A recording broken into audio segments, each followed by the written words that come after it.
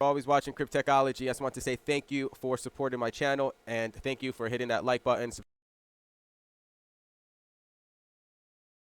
What's up, what's up, what's up? This is Simon. You're watching Cryptechology. If you guys like videos about the Helium ecosystem, hit that like, hit that subscribe so you can be tuned in on when I release my next video.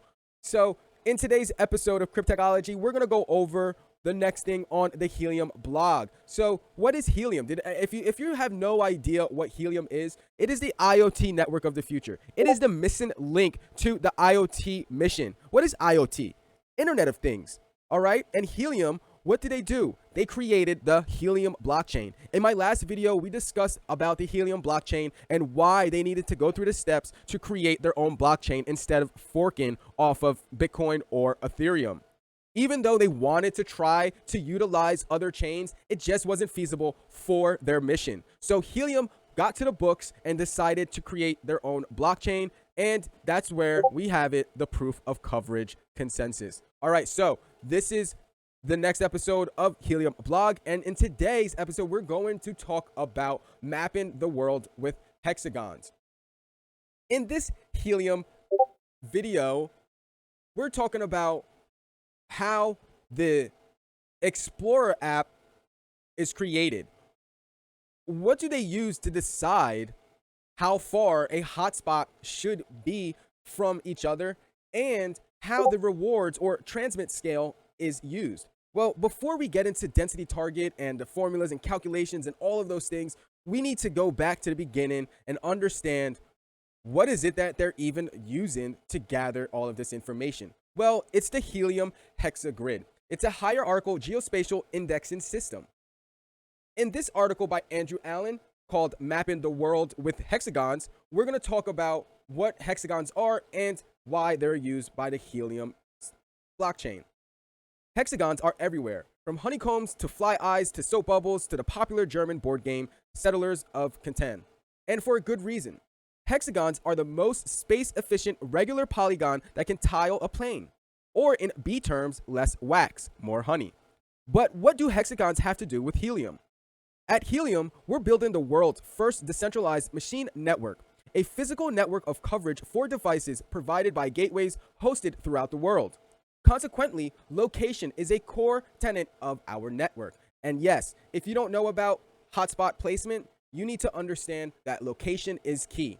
Once you find the ideal location, then the next thing you want to focus on is putting your antenna at the highest elevation you possibly can to obtain clear line of sight.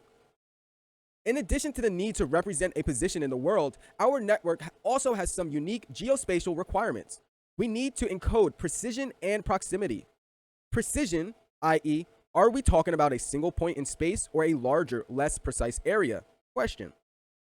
Let's approximate a range of coverage and anonymize gateway locations to some degree. Proximity allows us to reason which gateways are close to one another. Uber's H3, a hexagonal hierarchical geospatial indexing system, is what we're using for Helium's hexagon grid. Why do hexagons make for a good grid system? Well, it turns out that hexagons have so many useful properties, as if like the bees already know among us. If you want to tile a plane with a regular polygon, you have just three options: equilateral triangles, squares, and hexagons. Of these three options, hexagons are the only shape which have the same distance to its neighbors. In comparison, squares have two different distances, and triangles have three. This simple property vastly simplifies the math around calculating neighbor regions, a key function of our network. As you can see in the pictures we have here, we can see the difference between a triangle, square, or a hexagon grid. Hexagonal grids are not without their weaknesses though. So for example, squares subdivide perfectly from parent to child, whereas a hexagon does not. This means that there is a small degree of error when moving up or down in a hexagonal hierarchy. This trade-off is acceptable to our network. So, how do we use H3 at Helium? We are currently using H3 for all aspects of geospatial representation within our network. Gateway and device locations are represented using small resolution H3 indexes. H3's resolution goes down to about 1 millimeter squared, which is plenty precise for representing a location. Additionally, we use the hierarchical property of H3 indexes to encode range of coverage. Our proof of coverage consensus module starts with a challenge group, which requires the calculation of nearby gateways within a range of coverage. By using hierarchy to represent the precision of coverage, the H3's K-ring feature, we're able to efficiently generate the hexagons from which a challenge group can be selected. Now, you can find out some more details on our proof and its assumptions by checking out the white paper at helium.com. You'll head over to the docs section, and then you'll see it on the top right section of the page. Moving on. On a more superficial level, H3 is a great tool for visualizing the state of our network. So, for example, our wallet uses H3 to visualize network coverage by aggregating and bucketing gateway locations into coarser-grained hexagons. This is a very efficient way to represent large data sets of locations at varying degrees of zoom while retaining a degree of privacy around the position of the underlying gateways. Now, what does that mean? That means that you're not going to be doxed when you are placing your hotspot on the Explorer. So when people are looking on the Explorer and trying to figure out where to place their hotspots, it is not going to be exactly to where you are located to protect your privacy. Now, comparisons to latitude and longitude. When building a system so heavily dependent on location, using the lat and long is a natural starting point. So why eschew this geographic coordinate system dating back to 190 BC?